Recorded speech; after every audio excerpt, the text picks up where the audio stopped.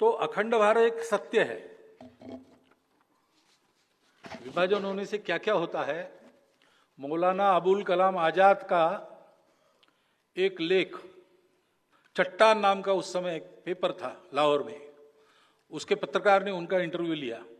1946 का इंटरव्यू है, वो डेट वेट मैं भूल गया, मिल जाएगा, वो आप पढ़िए।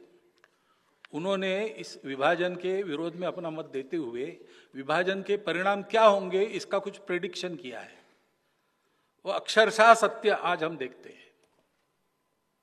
पाकिस्तान की क्या हालत होगी, भारत में मुसलमानों का क्या होगा, ये सब उन्होंने लिखा है, लेकिन उनके जैसे लोगों का नहीं सुना गया। लेकिन भारत अखंड है, ये एक सत्य है, फैक्ट ऑफ लाइफ है। जबरदस्ती उस सत्य को नकार कर जो लोग चल रहे हैं उनका क्या हो रहा है, नहीं हम एक नहीं, हम अलग है ऐसा मानकर जो अलग हुए, जिस दिन से अलग हुए उस दिन से शुरू कीजिए, अभी इस क्षण तक की हालत देखिए, क्या वो सुखी है? मटेरियली स्पिरिचुअली नहीं है। क्या इतने सालों में कुछ प्रयास नहीं हुए? बहुत प्रयास हुए, लेकिन उपाय नहीं निकला। क्योंकि उपाय कैसे निकलेगा भाई? मैंने एक हाथ को जबरदस्ती अलग पूरा जकड़ के रखा है तो वो तो सुन्न हो जाएगा ना, मृतप्राय हो जाएगा, क्योंकि जिस जीवंत शरीर का वो अंग है उससे उसका संबंध आपने काट दिया।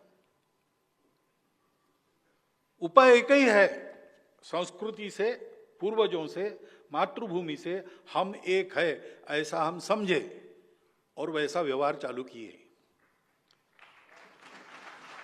अखंड भारत ध्यान में रखना इज नॉट ओनली पॉलिटिकल, क्योंकि अखंड भारत, जब अखंड भारत था तब भी अनेक राजा यहां थे, अनेक राज्य थे, सीमाएं थी, आने जाने की परमिशन लेनी पड़ती थी, और पुरातन काल में आपस में कुछ युद्ध लड़ाइयां भी हुई थी। लेकिन पब्लिक नेचर उस देश का, वो उत्तर से दक्षिण, पूरब से पश्चिम बेरोक टोक जाता था, कहीं भी रह के कमाता था, खाता था, और इस देश के साथ अपने आप को एकाकार मानता था, इसलिए कर पाता था।